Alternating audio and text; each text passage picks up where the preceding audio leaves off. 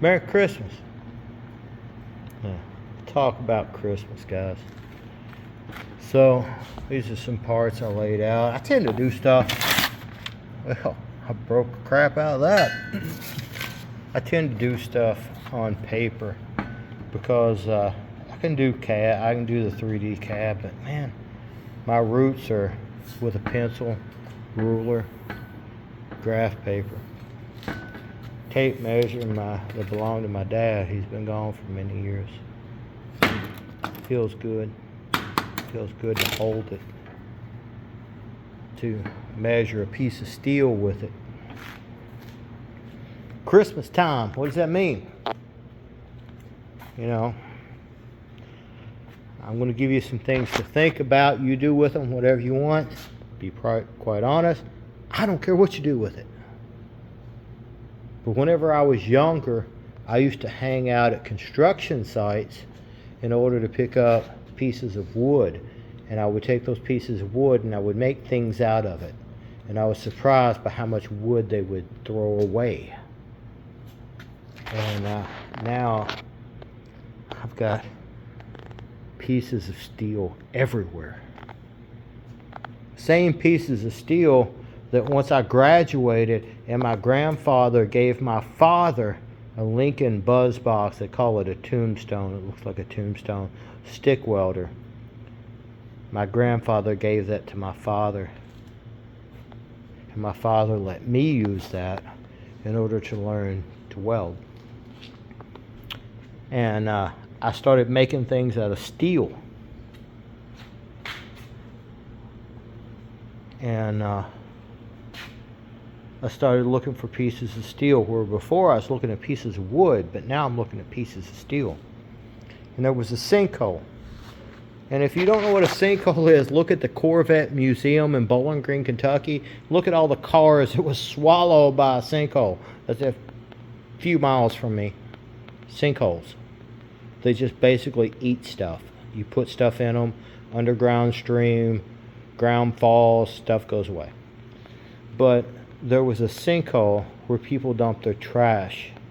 And I would climb down in it and I would look for pieces of steel in order to learn to weld, to build stuff. And now I'm surrounded by pieces of metal and things that I've built. Gratitude. You know, whenever I was younger, this piece of metal here is a 2.5 inch, 1/4 inch thick piece of steel. I would have put that in my pocket, ran to the house like a kid at his first Christmas. And I would have been so excited over something as small as this. As we grow up, grow on, move on with Christmas, and as we change and adapt and become whoever in the world we are, just don't lose sight of who you were. Okay, guys? I don't care who you started out at. Maybe it's good, maybe it's bad. I don't know. Maybe you were a royal piece of crap and you've developed and you've aspired and you've become someone more.